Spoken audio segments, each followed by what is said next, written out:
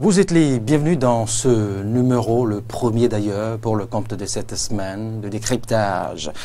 C'est bien au menu, c'est législatif 2019. Quel plan ou proposition pour sortir de l'impasse? C'est la seule interrogation qui constitue le menu de ce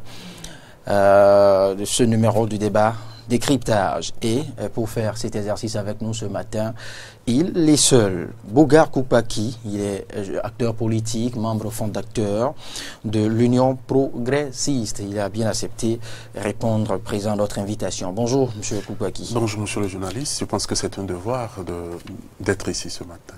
Merci.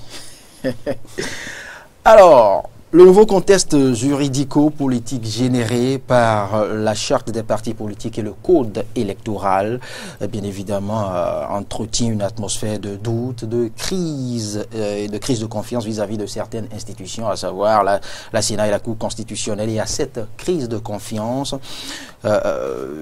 viennent s'ajouter désormais, vient s'ajouter une série d'interprétations, un flot d'interprétations des différentes dispositions. Tant du côté de la charte des partis politiques que du côté du code électoral, à savoir le 242, l'article 242 du code électoral, l'article 56 de la charte des partis politiques et bien d'autres. Alors, ce matin, nous allons nous intéresser certes au plan, aux propositions pour sortir de l'impasse qui prend corps, qui s'ancre davantage. Mais avant, nous allons nous permettre d'apprécier l'actualité en général. Et puisque c'est pour la toute première fois que nous recevons Bogar Koupaki, c'est bien intéressant d'avoir d'abord sa lecture sur l'actualité politique au Bénin. Monsieur Koupaki, oui, comment lisez-vous, comment appréhendez-vous moi, par exemple, je pense que... Non pas seulement l'impasse, mais l'actualité politique en général. Oui. Moi, personnellement, je m'attendais peut-être à ça. Parce que lorsque nous étions en train de faire le débat sur le vote de l'achat des partis politiques, qui a été une chose effective depuis septembre 2018, et également le nouveau code électoral qui a été également voté le 9 octobre 2018, nous avons tout le temps rappelé que les discussions doivent se faire, mais une fois que la loi est votée, on doit pouvoir se concentrer sur ce qui est fait pour pouvoir commencer par respecter cette loi-là. Nous avons constaté également que les différents partis politiques ou toute la classe politique n'avaient pas rejeté le système partisan que le président de la République a voulu apporter dans notre système politique, puisque vous êtes conscient également avec moi que le paysage politique béninois était devenu un peu plus comme un champ de maïs où les oiseaux pouvaient s'opposer facilement. Un foutou, un désordre qui est encore mal organisé. Et toute la classe politique avait applaudi les réformes du système partisan et partant de ce fait, les propositions ont été donc effectives. Donc, à partir du moment où le débat a dépassé les discussions, on ne veut pas une nouvelle charte des partis politiques, on ne veut pas un nouveau code électoral, et que la loi est votée, on doit commencer par se plier aux exigences de la loi. Je pense qu'un bon démocrate, c'est ce que les partis politiques de notre pays devaient s'atteler à faire. Mais on a constaté avec beaucoup de regrets que les discours ont continué malgré que la loi est votée. On ne veut pas se plier, ce qui a même montré une certaine légèreté dans la constitution des dossiers d'abord. Justement parce que ces différentes lois sont votées, oui. Tout le monde y adhère, mais c'est au lendemain de ce vote que les vrais acteurs impliqués se sont rendus peut-être compte qu'il y a réalisé que certaines dispositions sensibles leur échappaient. Non, on ne peut pas revenir sur la loi qui est votée parce que tout a été lu, décrypté et peut-être les analyses ont été faites, des propositions également ont été faites de la mouvance comme de l'opposition. Des propositions ont été faites. Quand je prends par exemple cette situation selon laquelle lorsque vous êtes un ancien président de la République, vous ne pourrez plus postuler pour un élément électoral. Je pense que les discussions ont été faites et ce volet-là a été enlevé. Donc, autant de propositions de la mouvance que de l'opposition ont été 15%, prises en compte. Merci beaucoup, ont été prises 10%. en compte. Donc, on doit pouvoir comprendre que les éléments sur lesquels les législateurs ont voulu apporter leur grain, les modifications, ils ont tenu véritablement compte de ça.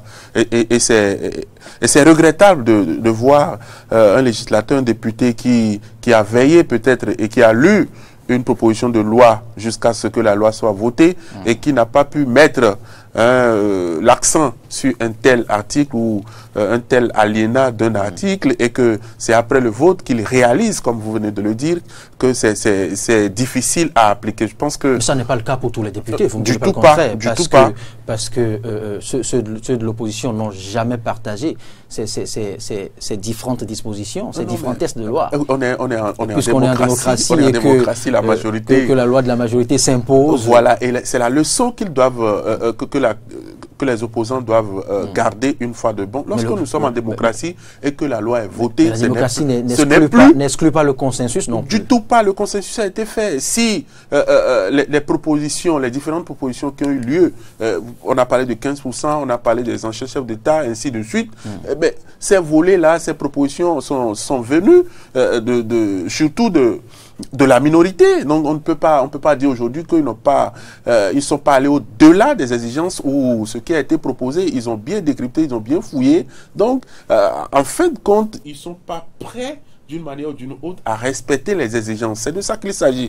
Et vous savez également avec moi que le Bénin ne doit pas continuer à être un empire des contraintes sociaux. Tout ce qui est anormal, nous allons certifier ça et dans ça nous allons marcher. Les anciennes habitudes que nous avons tout le temps pratiquées ainsi de suite n'est pas encore suffisamment partie des habitudes des partis politiques.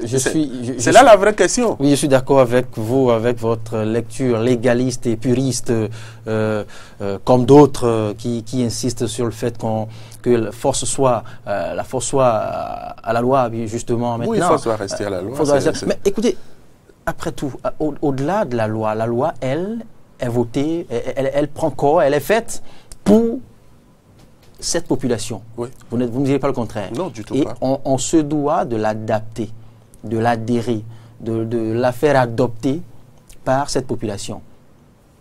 Sinon, elle cesserait d'être en quelque sorte. Oui, des sensibilisations ont été faites et je pense que c'est également le rôle du législateur et qui a voté la loi d'aller, minorité ou majorité, d'aller au niveau de leur mandat pour pouvoir expliquer du fond en comble ce que la loi dit, ce que cela exprime ou explique, pour qu'on ne soit pas là à tromper la vigilance de la population, sinon que la loi en elle-même ne pose pas un problème, mais une volonté manifeste. C'est plutôt la loi en elle-même qui pose problème. La loi ne pose pas problème. Lorsque nous prenons par exemple des deux tests. La charte des partis politiques, l'article 56, alinéa 2, c'est ça qui cause problème. Surtout. Nous avons dit, et c'est les mêmes législateurs, ils ont dit que lorsque la loi est votée, vous avez 6 mois, nous avons jusqu'au 17 prochain mars pour continuer à être ancien dans le système partisan où vous disparaissez simplement, pur et simple. Mais lorsque nous avons vu également combien de fois les partis politiques anciens surtout ont porté un intérêt par rapport à cette disposition. Tous qui sont allés en congrès, ceux-là qui ne veulent pas disparaître. Et vous avez vu également ceux qui étaient dans la dynamique de respecter, par exemple, notre devise, le premier élément, la fraternité. Donc, lorsque nous allons au regroupement, c'est en quelque sorte répondre à un consensus national, à une fraternité qui ne dit pas son nom. Lorsque vous laissez vos patrimoines, vos partis, vos effigies, pour aller dire la même chose dans un grand regroupement. Vous voyez, lorsque nous prenons par exemple l'Union progressiste, nous prenons le bloc républicain, vous allez voir que c'est assez de partis et mouvements qui se sont mis ensemble pour pouvoir respecter les exigences du code électoral. Mais ceux-là qui ne veulent pas aller au-delà de leurs propres intérêts sont restés et ils refusent encore de respecter les exigences. On a jusqu'au 17 prochain pour continuer à exister. Le X, c'est au fait, se situe justement au niveau des interprétations de ces différentes dispositions. Vous l'avez dit, chaque chapelle, ma foi, l'interprète à sa manière. Il n'y a pas d'interprétation. La Bien loi, sûr. elle est claire. Elle n'est pas si claire que ça. On aurait pu, peut-être au lendemain du vote, prononcer peut-être une interprétation qui s'imposerait à toutes les chapelles. Maintenant, ce ne serait pas au lendemain du dépôt, au lendemain du rejet, que chacun commencerait à l'interpréter comme bon lui semble. Bon, je pense que vous êtes en train de poser un problème de conformité ou de récépissé d'enregistrement. C'est de ça qu'il s'agit. Si, de façon voilée. Et pas que. Mais je pense que là où vous êtes, lorsque vous allez dans une administration pour déposer un courrier, vous avez toujours voulu qu'on vous décharge une copie. Oui. C'est de ça qu'il s'agit. Même interprète, mais c'est écrit nulle part que lorsque vous allez dans une administration pour avoir une preuve de ce que vous avez déposé votre dossier, on vous donne que vous réclamez. Normalement, c'est les partis politiques qui devaient me réclamer ce certificat de conformité-là en se conformant. Ce document qui tient lieu de décharge, qui ici reste le certificat de conformité, ne devrait pas se substituer au fait à tout le dossier. Non, mais ça ne devrait pas rester l'obstacle. Ça représente, ça représente une pièce maîtresse. Lorsque, par exemple, nous sommes en politique. Lorsque le débat n'est plus à ce niveau. Non, du tout pas. Le débat n'a pas évolué au niveau de la classe politique, surtout au niveau de l'opposition. Nous sommes en politique. Lorsque vous déposez un dossier pour la conformité des exigences de la nouvelle charte des partis politiques et du nouveau code électoral, et que demain, vous revenez, on vous dit que vous n'avez jamais déposé de dossier, qu'est-ce que vous allez dire? Et on prend le soin. Le ministre de l'Intérieur et toute la machine qui doit pouvoir réguler, je dirais, les dispositions démocratiques, et même garant même des tests, disent que cette affaire-là, il va falloir préciser. C'est une précision qui d'abord est facultative. Sinon, que les partis politiques eux-mêmes devaient demander à avoir un élément de récépissé. C'est important. Pour dire que nous avons véritablement déposé le dossier. Vous comprenez aisément ce que je demandais. Vous comprenez très bien. Je comprends. Je dis, ce reçu, ce récépissé ou ce certificat de conformité ne devrait pas se substituer à la qualité, à tout le dossier en lui-même. Oui, puisque c'est une pièce, c'est une pièce maîtresse, parce que on ne peut pas savoir. Non, ça ne l'était pas. Ça ne l'était pas. Pour comprendre ce qui précède, jusqu'à ce que la Cour constitutionnelle se prononce et l'institue. C'est pas demande. C'est pas demande.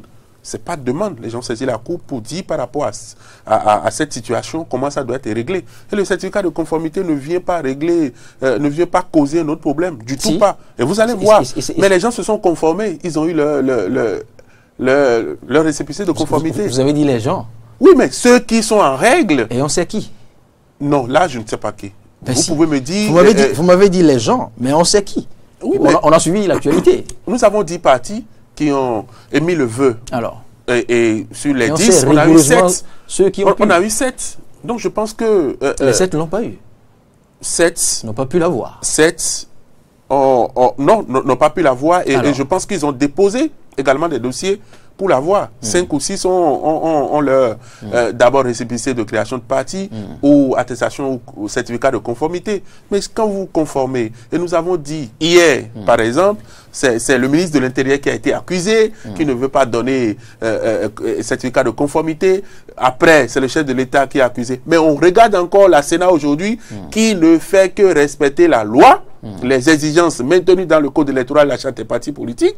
On trouve également que l'institution ne joue pas ses rôles. Je pense qu'on doit pouvoir reconnaître quand même que nous avons des institutions fortes qui font leur travail. Et ce que nous avons toujours demandé en tant que bons citoyens, en tant que bons démocrates, c'est de pouvoir permettre aux institutions de respecter ce qui est écrit dans nos textes fondamentaux. C'est de ça qu'il s'agit. On ne doit pas interpréter de son gré les textes de la République. Nous devons faire un peu d'effort. La légèreté qu'on constate, vous allez comprendre quand les gens, les responsables de partis disent que leur parti n'est pas structuré, n'est pas organisé, ils ne sont pas au top niveau. Il faut comprendre. Ça n'engage que ses responsables. Voilà, ça n'engage que, donc, ça continue, la légèreté, manque de responsabilité, manque de veille au sein des partis politiques, et de façon rigoureuse, le travail qui doit être fait est un peu absent. Et c'est pourquoi on assiste à cette, je dirais, à cette discussion qui malheureusement retarde d'une manière ou d'une autre les choses. Moi, je ne parlerai pas de crise, mais je vais parler comme vous, crise de confiance qui s'installe. Mais je crois qu'on doit pouvoir éviter ça.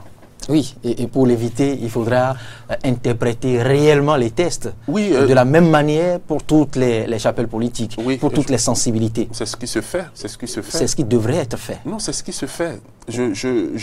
Pas très exactement. Si vous avez des exemples, vous évoquez des exemples et nous allons nous appesantir sur ça. On a suivi, je ne vous apprends rien, on a suivi une certaine chapelle qui a constaté que même dans le camp des partis qui ont pu décrocher, qui ont pu passer le cap, je dirais, hein, de la mise en conformité non seulement de la mise en conformité, passer le cap de la Sénat, de la validité de leur dossier, on a suivi qu'on leur reprochait une certaine irrégularité. Mais au soir de cette validation, ils se sont tirés d'affaire, ces deux partis. Il n'y avait pas d'irrégularité, par exemple, pour les deux blocs qui ont été... dont vous faites partie, par exemple. On a constaté sur une certaine liste des doublons. On a constaté, quand nous prenons, par exemple, Moël et le PRD, il y a le cas de doublons. La Sénat ne peut pas fermer les yeux. Et je pense qu'on doit pouvoir féliciter la Sénat par rapport à ça. Quand nous prenons...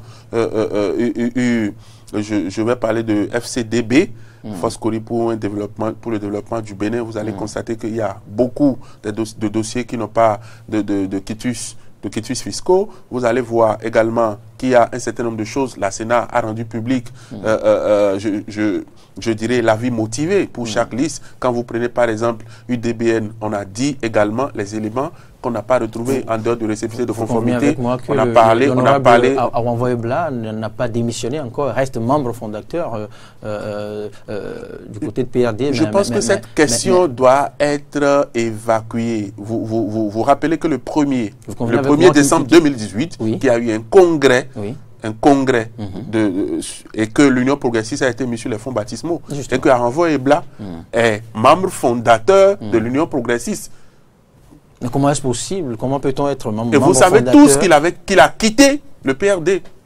Cherchez les preuves pour voir s'il n'a pas quitté le PRD. C'est officiel. Aucun acte. C'est officiel. Aucun acte officiel. C'est officiel. Quel acte vous montre qu'il n'est pas là? Il n'y a pas. C'est officiel.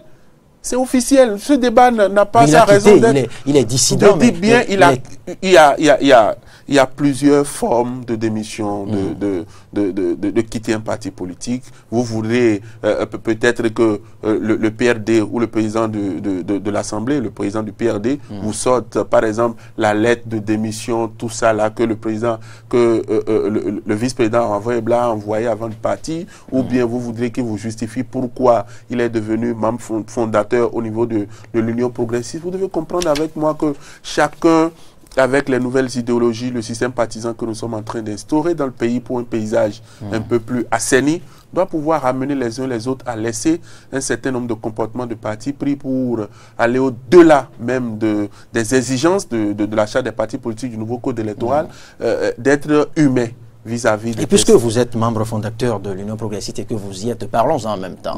Une certaine mouture de vos listes, de votre liste et de votre de votre parti frère, des Républicains, exposait une certaine doublure. Non, du tout pas. On appelle ça c'était des rumeurs qui n'existent pas. Est-ce une première mouture corrigée? Non, du tout pas. Vous allez circuler, par exemple. Non, vous allez constater avec tout le monde que c'est à 23 h pratiquement que les listes ont été déposées. Et vous savez donc ces moutures qui comportaient des doublures ont été corrigées? Non, du tout pas. Puisque le dépôt a été fait. Et lorsque vous faites le dépôt, vous n'avez plus la possibilité de retirer votre liste. Du tout pas. Et vous allez comprendre. Du tout pas. Du tout pas. C'est seulement en cas de décès, même s'il y a une erreur, la liste est rejetée purement et simplement. C'est sauf en cas de décès que la liste est peut-être revue par des dispositions également prévues par la loi. Il n'y avait pas de doublons. Ce sont je dirais des gens qui ont voulu jeter de l'opprobre sur des listes ou créer encore des éléments nouveaux dans le système politique pour continuer à accuser. Lorsque vous parlez de partis frères, moi je ne vais pas peut-être accepter parce que ce n'est pas de partis frères, ils ne sont pas de même père, même mère. Vous ne pouvez pas dire ici que c'est le chef de l'État qui est président de l'Union progressiste, c'est pas le chef de l'État qui est le président. Donc, ils sont pères de qui? Ils sont mères de qui pour être des frères? Donc, nous pouvons quand même éviter ils sont de la famille Mouvance. Non, mais ils sont de la famille Mouvance. Ils sont de la grande famille Mouvance. Ils peuvent être de la grande famille Mouvance. C'est des partis qui sont d'une même fratrie, vous ne me direz pas le contraire. Non, je suis contre ça aussi, parce que lorsque vous prenez par exemple... C'est une même fratrie. Non, du tout pas, du tout pas, du tout pas. C'est des partis qui ont des idéologies claires et qui ont des accessions ou des formules de travail claires, qui ont des dispositions claires. Vous allez peut-être me dire que le président de la République a joué a un rôle de facilitateur pour permettre à tous les partis politiques, à tous les mouvements qui le soutenaient de se mettre en groupe. Et quand l'intérêt peut-être de 100 ou 150 partis se retrouver en deux, c'est à féliciter également. Il faut avoir le courage de le dire, mais on ne peut pas dire que c'est le chef de l'État. Si vous avez les preuves de ce que le chef de l'État est membre d'un parti, encore que jusque-là, c'est vous qui le dites. Non, du tout pas. Ce n'est pas les partis du chef de l'État. C'est Bouga Koukbaki qui oui, ce n'est pas les partis du chef de l'État, mais c'est des partis qui soutiennent peut-être le chef de l'État qui sont regroupés. Puisque vous opposez, au lieu de 150, il faut 2. Puisque vous vous opposez à la fratrie, au concept de fratrie, au concept de fraternité entre les géants et les républicains, je m'oppose. Alors, à quoi doit-on s'attendre alors? Oui, aujourd'hui, vous savez que la dernière rencontre du chef de l'État avec la classe politique a été d'une manière ou d'une autre, les résolutions de cette assise-là ou de cette séance, de cette rencontre, ont porté également le regard vers l'Assemblée, puisque le président de la République a demandé au bureau de l'Assemblée de voir s'il y a une possibilité de procédure d'urgence pour voir est-ce qu'il y a quelque chose encore à faire pour que on puisse éviter les petites crises ou des petits soulèvements qui pourraient avoir et engendrer peut-être des conséquences que tout le monde ne voudrait pas. Je pense que le président de l'Assemblée, dans un communiqué, a également saisi les partis politiques et a demandé que des propositions lui parviennent ce lundi. Et c'est là encore la grande question. Si on a, vous allez voir avec moi un lundi où vous devez envoyer des propositions pour qu'on puisse sortir d'une situation que vous-même vous avez créée en ne pas respecter la loi, vous vous mettez dans la rue.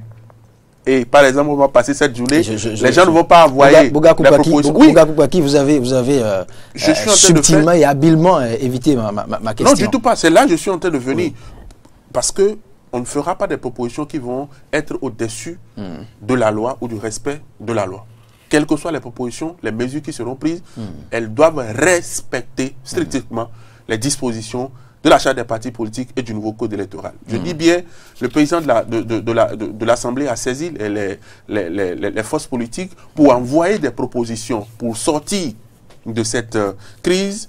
Mais vous avez vu avec moi que cette opposition dit aujourd'hui qu'il veut marcher. Donc je me demande quand est-ce qu'ils vont marcher, quand est-ce qu'ils vont trouver le temps. Et c'est aujourd'hui on doit envoyer des propositions. Est-ce que l'opposition qui, de façon manifeste depuis là, est en train de poser des actes pour qu'on recule, veut vraiment aujourd'hui qu'on puisse aller de l'avant? Puisqu'un bon père de famille, le chef de l'État, a encore grandement ouvert les bras et il veut quand même qu'on puisse trouver une porte de sortie pour que chacun puisse se retrouver. Mais je me demande s'il faut permettre également encore, la Sénat doit permettre aujourd'hui dans les propositions rouvrir la liste pour qu'on puisse déposer les dossiers. On peut régler pour ceux qui ont déposé les dossiers normalement à la Sénat, puisqu'on ne peut pas obliger un parti politique à aller aux élections. Lorsque vous ne déposez pas de dossier, personne ne peut pas s'en prendre à vous parce que vous êtes libre de participer à une élection ou non, si vous êtes une formation politique. Donc, ceux qui ont déposé le dossier à la Sénat, si c'est le certificat de conformité qui cause problème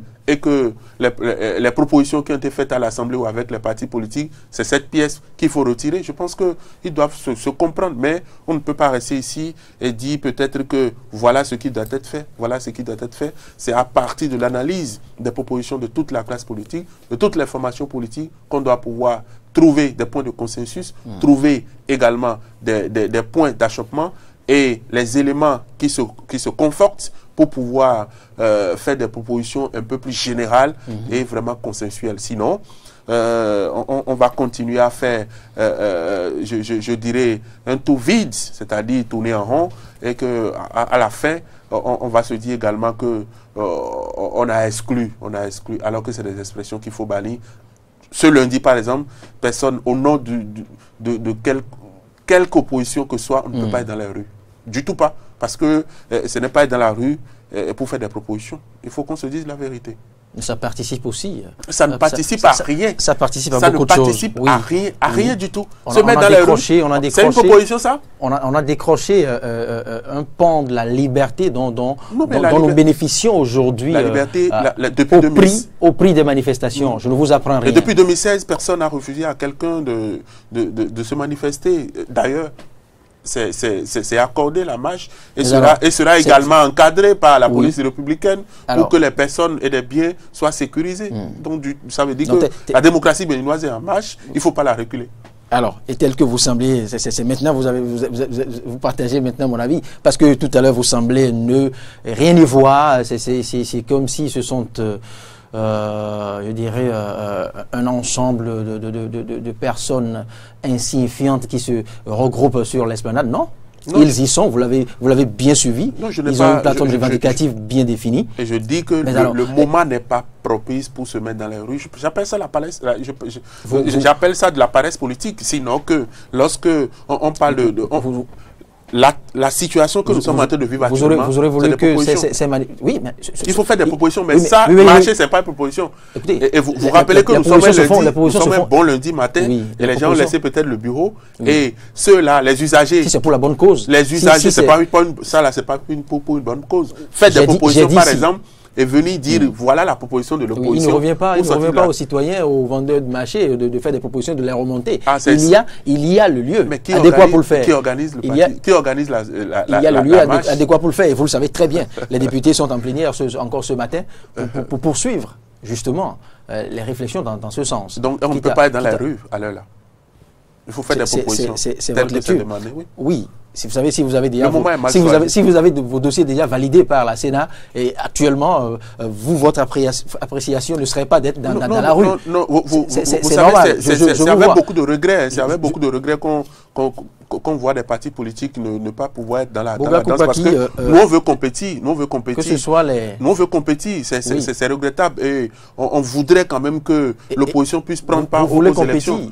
On veut compétir, on attend des partis politiques qui seront prêts pour compétir. On veut vraiment le faire. De façon regrettable, on constate que c'est deux formations politiques qui sont prêts vis-à-vis des exigences de l'achat des partis politiques et du nouveau code électoral. On n'est pas du tout... C'est avec... Ils sont prêts ou autorisés. C'est avec beaucoup de chocs. Ils sont prêts, pas autorisés, parce que c'est avec le respect des exigences qu'ils sont à ce niveau-là. Donc personne n'a favorisé. Et c'est pourquoi il faut refuser, par exemple, les propos du président de l'Assemblée qui trouve qu'on a favorisé le bloc républicain et l'Union progressiste, parce que lui-même qui a dit qu'il y a des voyous sur sa liste, trouve que la Sénat devait fermer les yeux. Du tout pas. Quand vous parlez de favoriser, c'est des expressions qu'il faut véritablement sucrer de votre vocabulaire, parce que moi, personnellement, je sais que les gens ont veillé, les gens ont tout fait pour respecter. Et vous voyez, vous ne pouvez pas être dans une situation politique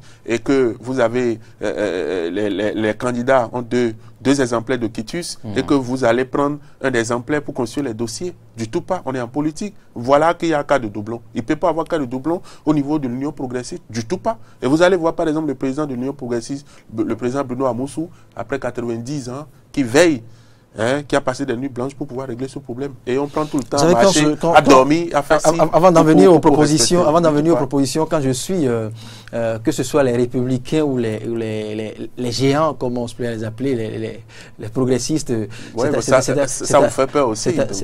Enfin, pas nous, parce que j'ai rien à y foutre, vous le savez très bien. Alors, vous savez, quand on vous suit, c'est à croire que dans la République, il n'y a que ces deux chapelles ordonnées, je dirais appliquées, et que pendant que vous veillez à travailler, à réunir les pièces et autres, que les autres étaient là à dormir. C'est au fait ça qui sonne un peu comme un affront vis-à-vis de toute la classe politique. Puisque c'est la fin qui justifie les moyens. la fin, vous avez vu ce que ça a donné. Donc, c'est comme l'histoire de la cigale et la fourmi. Oui, on ne va pas prendre tout le temps, tout l'été à chanter pour qu'à la récolte, on puisse avoir le même grenier ou avoir de céréales comme celui-là. On doit s'apprécier. Vous savez, il y a d'autres facteurs sur lesquels on pourra peut-être revenir plus tard. Oui, quand vous remontez, quand vous sollicitez votre quitus, par exemple, oui.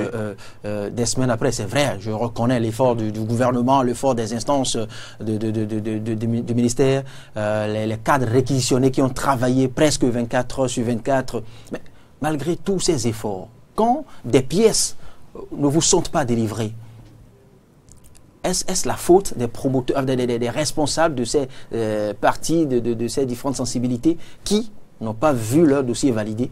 Je pense que c'est l'autre question qu'on ne se pose pas. Ce n'est pas seulement dans un camp ou dans un autre. Il y a eu ces cas de demande de quitus que les gens n'ont pas eu de résultat parce que tu te dis je suis prêt vis-à-vis du fisc, vis-à-vis du fisc, et que vous déposez votre demande de quitus fiscal et qu'on vous rappelle que vous avez peut-être que votre papa ou votre maman a acheté un terrain pour vous à votre nom dans telle commune, que vous devez vous rapprocher du service des impôts de cette commune pour aller régler ça là avant de revenir, ou vous revenez, vous faites une demande. Que dit les cadres qui n'ont même pas connu ces ennuis, mais qui jusque-là n'ont pas pu avoir tous ceux qui ont fait la demande je peux le rassurer, tous ceux qui ont fait leur demande dans le délai et qui ont tout fait pour être à jour, ont eu leur quitus. Il n'y a pas de problème. Il n'y a pas eu de problème. Et au lendemain, des dernières questions avant d'en venir aux propositions maintenant, Bouga Boubaki, pour clôturer ce débat. Dites-moi, au lendemain de cette déclaration, de cette sortie du président de la Sénat, Emmanuel Thiando, qui a donné lecture, laquelle lecture validait ne serait-ce que seulement deux partis sur les 7. Vous ne vous êtes pas posé des questions? Je le disais tantôt que c'était une surprise parce que ça va encore donner de l'eau au moulin des détracteurs qui vont penser que c'est du favoritisme qui a été fait, du tout pas. C'est également un choc de voir que on veut vraiment compétir, mais avec les deux blocs qui sont également de la majorité présidentielle. C'était un choc. On a bien voulu que les Pourquoi partis... c'est seulement ces deux partis aux sensibilités identiques qui ont pu tirer leur... Pas de sensibilités identiques qui sont de la mouvance présidentielle, certes, mais je pense que les travaux n'ont pas été faits en commission ensemble et que chaque parti ou chaque regroupement s'est mis au travail. Cette question, c'est que on n'a pas eu de difficulté à avoir de dossier quand, depuis la création, le récépissé de création de parti, jusqu'au dossier de constitution pour les législatives de 28 avril 2019, vous allez constater que il y a eu un travail, il y a assez de dossiers dans ces blocs parce que vous savez avec moi que c'est plusieurs partis et plusieurs mouvements qui sont regroupés. Il y a tellement de dossiers qu'on pouvait facilement enlever, on pouvait facilement construire avec le peu qu'on demandait. Vous voyez par exemple dans la constitution des dossiers de partis que pour 15 par commune, l'Union progressiste va jusqu'à faire 50-60. Vous voyez, donc quand on demande qu'il y a tel dossier qui n'est pas bon, on peut facilement enlever et constituer avec ceux qui sont bons. Donc, avec la déclaration de la Sénat, c'était un élément annonciateur de ce que... Mais c'est tout de même étonnant. Oui, c'est tout de même étonnant. C'est étonnant de voir que des gens, jusqu'à ce niveau, ont fait de la légèreté. Un peu plus tôt que vous. Du tout pas. Exemple. Vous n'avez pas d'exemple parce que si vous êtes... Vous en savez. Non, du tout pas. Si vous êtes pris vraiment à l'arrivée, si vous êtes dit que c'est la fin qui justifie les moyens, on ne peut pas tirer quand ce n'est pas long, du tout pas. Donc vous allez voir que ceux-là qui ont voulu véritablement être à jour, ils se sont mis en règle et ils sont à jour. Et je vous ai dit, c'est avec beaucoup plus de pincement au cœur que nous avons constaté que c'est seulement deux partis qui ont pu respecter les exigences de la nouvelle charte des partis politiques et du nouveau code électoral. On voudrait bien que d'autres partis soient dans la course pour que la compétition soit quand même intéressante. Et on attend de voir, mais je dis qu'on ne peut pas forcer une formation politique à aller aux élections. Puisque ce n'est pas la toute première fois que ces formations politiques prennent part aux élections. Donc, oui, mais avec avec les nouvelles dispositions, c'est pour la première fois. Boga Koupaki, revenons maintenant aux dispositions, aux propositions possibles pour décanter cette situation. Je pense de façon diagonale proposer quelques solutions tout à l'heure, mais il est bien de revenir là-dessus. Je disais tantôt que si... Des propositions qui arrangeraient les deux camps, s'il y a lieu... Toutes les parties. C'est pourquoi je dis aujourd'hui, toute la classe politique doit pouvoir réfléchir au lieu de se mettre dans la rue pour faire des propositions. Que ce soit la partie mouvance comme la partie opposition. Oui, ce n'est pas la rue aujourd'hui, mais c'est de faire des propositions. La rue participe aussi. Non. Bon, allons dans la rue. Je me refuse. C'est pas une proposition, ça. C'est pas une proposition. Envoyer des propositions. Tant que la manifestation dans la rue est décente et répond au principe. C'est inopportun. C'est inopportun ce geste. Non, mais c'est votre lecture. C'est inopportun. C'est votre lecture. Vous la faites. Je vous l'ai dit, vous la faites au regard de ce que vous n'avez plus d'ennui actuellement. Si vous me laissez, je vais faire des propositions parce que je vois que vous prenez parti aussi parce que le journaliste doit pouvoir quand même conseiller à ce qu'on respecte les lois de son pays en bon démocrate. Justement. Puisque le journaliste aussi doit jouer son rôle, sa partition pour que la démocratie ou le pays se porte bien. Ne pas respecter les lois, je pense qu'on ne peut pas défendre ça en tant que journaliste. Donc, que je dis qu'on doit pouvoir permettre à tout le monde de faire des propositions aujourd'hui. Faire des propositions. Et je dis, l'opposition peut même aller faire des propositions et dire, cet élément de conformité qui n'est ni dans la charte ni dans le code, nous voudrions qu'on enlève ça. Si l'étude est faite et qu'on enlève ceux qui ont déposé le dossier et que c'est seulement le quitus, je dirais le sésame de pièces de conformité qui manque, on doit pouvoir valider. Si c'est la proposition, si c'est la proposition qui est faite, il n'y a pas de souci. Deuxième chose, on doit pouvoir aller on doit pouvoir s'asseoir et s'entendre de ce qu'on doit pouvoir respecter tout au moins les exigences. On ne peut pas faire des propositions qui soient au-delà des tests, c'est-à-dire ça ne peut pas violer les exigences de la charte des partis politiques et du nouveau code électoral parce que nous sommes engagés, c'est-à-dire le peuple béninois s'est engagé dans des réformes depuis le 6 avril 2016 et nous devons aller au bout. Et je l'ai dit à l'entame de mes propos ici qu'aucune formation politique n'a rejeté le système partisan. Et s'il faut aller au bout pour ne pas avoir des résultats fiables, mieux vaut ne pas y aller. Le système partisan, tout le monde a applaudi et je pense que dans la marche, on trouve que c'est compliqué. C'est de ça qu'il s'agit. On doit avoir toute réforme. Parce qu'il faudra revisiter la méthodologie, les fondements, exactement. Certaines dispositions. Toute réforme, on ne peut pas revoir les dispositions, on ne peut pas revoir la loi. Du tout pas, c'est voter. Et vous savez, pour voter une loi, combien de temps ça prend? Aucune loi ne vient du n'échappe à la relecture. Du tout pas. Pour faire la relecture, vous savez que les élections législatives sont constitutionnelles. Et ma proposition également, c'est de pouvoir respecter l'échéance.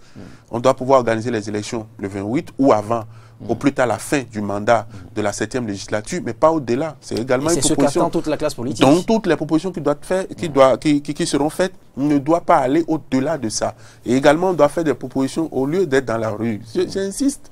Donc nous devons faire des propositions. Si il faut soutirer le certificat de conformité pour que ceux-là qui ont déposé les dossiers, si c'est seulement ceux qui manquent de participer aux élections, il n'y a pas de problème. Le Bénin appartient à nous tous. Et on ne peut pas détruire le Bénin, du tout pas. On ne peut pas détruire le Bénin pour un intérêt égoïste ou personnel. On doit pouvoir construire le Bénin. Nous sommes dans cette dynamique-là de faire des propositions de construction, de consensus. Il faut de consensus, généralement. Il faut de consensus. Que direz-vous de la proposition des opposants, des partis, des forces de l'opposition qui suggèrent qu'on mette de côté carrément le nouveau code et qu'on remonte à l'ancien code, quitte à y revenir vous voyez que ce n'est pas le moment. Donc, quitte à mûrir les réflexions. Le grand problème qui se pose... Toiletter ce qu'il faille, toiletter... Oui, si je prends par exemple cette classe, je dirais... Pour finir. De l'opposition, vous allez voir que c'est des gens qui ne veulent pas que les réformes aboutissent. Ils ne veulent pas que les réformes aboutissent alors que c'est ce qui est bon pour notre pays. J'ai dit, non, à ce jour, on ne peut pas demeurer l'empire des contrats. Ne s'oppose pas aux réformes. Mais l'opposition dit qu'il faut... Mais lorsqu'on dit de mettre de côté l'achat des partis politiques, le code électoral, c'est être contre son pays. Oui, quitte à ne pas tomber dans l'impasse. Il n'y a pas d'impasse. Il n'y a pas d'impasse. On dit, je dis bien, la proposition qui doit être faite, tous ceux-là, ceux qui sont en train de refuser, c'est la pièce nouvelle dont on parle aujourd'hui, qui est certificat de conformité. Je dis, si le consensus aboutit à ce qu'on enlève cette pièce, ça veut dire qu'il n'y a plus de problème. C'est le grand problème que les gens sont en train de poser. Si le consensus arrive, qu'on soutient la pièce, il n'y a pas de problème. Il n'y a plus rien. Il n'y a plus rien. Je pense que même si on est même de l'opposition, il y a des lobbies qui peuvent se faire à l'Assemblée entre collègues. Lorsque vous criez tout le temps et qu'on vote la loi, vous n'avez même pas négocié pour dire, 6 mois après le vote, c'est trop tôt, il faudrait proposer 1 an dans les tests. Vous n'avez pas fait, vous avez pris votre temps à faire, je ne sais pas, n'importe quoi, à tirer tout le temps. Et aujourd'hui, l'opposition doit accuser le temps. Et non le chef de l'État, et non les institutions qui travaillent, ils doivent accuser, ils doivent s'en prendre à eux-mêmes et accuser le temps. L'opposition n'a pas à s'en prendre à elle-même parce que ça voit, parce qu'en son temps, l'opposition n'avait pas voix au chapitre. Oui, mais lorsque la loi est votée, c'est pour tout le monde. C'est pas pour l'opposition ni pour la mouvance. Et vous avez vu des partis de la mouvance. Vous avez vu des partis de la mouvance qui n'ont pas respecté et qui sont frappés également avec les mêmes rigueurs. C'est de ça qu'il s'agit. Le pays doit commencer maintenant à rayonner, à donner de bons exemples. À l'interne comme à l'externe, on doit pouvoir être sur une nouvelle dynamique de la vraie refondation. Vous savez que la lecture est plus facile quand on se retrouve dans votre posture. Non, du tout pas. La lecture n'est pas facile. C'est plus facile. Je vous ai dit avec beaucoup de regrets. Les tests sont facilement acceptés. Non, du tout pas. Il y a assez de choses qui expliquent. Lorsque vous prenez par exemple un an, vous déposez un dossier, par exemple, pour les questions de récépissé au niveau du ministère de l'Intérieur, vous avez vu, si vous êtes, je suis Boga Koukbaki, et j'ai un nom, un petit prénom endogène, le prénom, je suis Kokouvi Boga Koukbaki, et si mon date de naissance, c'est exactement ça, certificat de nationalité, c'est ça, casier judiciaire, c'est ça, et comme au certificat de résidence ou attestation de résidence, on intervertit le prénom, le dossier est rejeté. Ça avait beaucoup de rigueur. Les premières observations du ministère de l'Intérieur sont portées sur 33 pages pour l'Union progressiste. Vous imaginez? Donc ce n'est pas... Et vous avez pu rapidement surmonter toutes ces exigences. C'est pourquoi je vous dis, il a fallu peut-être, lorsque on a besoin de 15 dossiers et que nous avons 20, 30 dossiers, mais je pense que pour la paix... S'il y a des problèmes quelque part, je pense que pour la paix, il ne faille pas... Non, le Bénin est un pays de paix. Il ne faille pas recommander... Le Bénin est un pays de paix. Il ne faut pas recommander la violence du tout pas, mais il faut le respect des tests pour la paix. Et aussi l'esprit des tests. On peut pas... Les tests sont écrits avec des mots suffisamment simples, clairs, pour permettre la compréhension de tout le monde. Pour les hommes. Oui, pour les citoyens. C'est pour les hommes. La loi, c'est pour les hommes. Oui. Les lois ne prennent pas corps pour s'opposer aux hommes. Du tout pas. On respecte, et en bon démocrate, il faut respecter la loi pour préserver les acquis démocratiques. C'est important. Boga Koukbaki, on va poursuivre les débats au cours de la semaine à suivre. Pas de souci. Merci pour votre disponibilité. C'était des propositions, de plans et propositions pour sortir de l'impasse. Mais avant, on a permis à Boga Koukbaki de faire sa lecture de l'actualité politique. Et sa lecture, vous l'avez constaté, était celle justement d'un cadre de l'Union progressiste. Et on le comprend que dans sa posture, que Boga Koukbaki puisse accepter la rigueur des tests, la rigueur de la loi, parce que l'Union progressiste a tiré son épingle du jeu et est apte pour prendre part aux législatives de 2019. On attend maintenant la suite du côté du Parlement. La suite à donner, justement. On attend que le Parlement légifère pour savoir si nous y serons le 28 ou non. Oui, parce que là, la question reste posée. On ira aux élections. Le 28. On ira aux élections. Le 28. On ira aux élections. Parce que... oui, nous irons aux élections. Il faut pas dire que... Mais le 28. Oui, tout ce qui se fait, c'est pour empêcher le chef de l'État d'organiser ses premières élections pour dire qu'il est incapable. Personne ne gagne à le faire, donc il faut respecter la loi. Il faut respecter la loi. Oui, il faut respecter la loi. Il faut permettre à tous les citoyens de s'exprimer aussi. En bon démocrate, il faut respecter la loi. Je suis d'accord. Pour la préservation des acquis. Il faut permettre à tout le monde de s'exprimer aussi. Il faut permettre à toutes les chapelles d'être présentes. Les gens sont en train de marcher, personne n'a refusé, il n'y a pas de souci. Toutes les sensibilités de prendre part. La loi n'est pas pour un camp, c'est pour tout le monde, c'est pour les hommes béninois. C'est ce que je veux croire. Oui, c'est ça. C'est ce que je me force à croire. C'est tout ça, c'est simple. Bonne journée, Boga Koukbaki.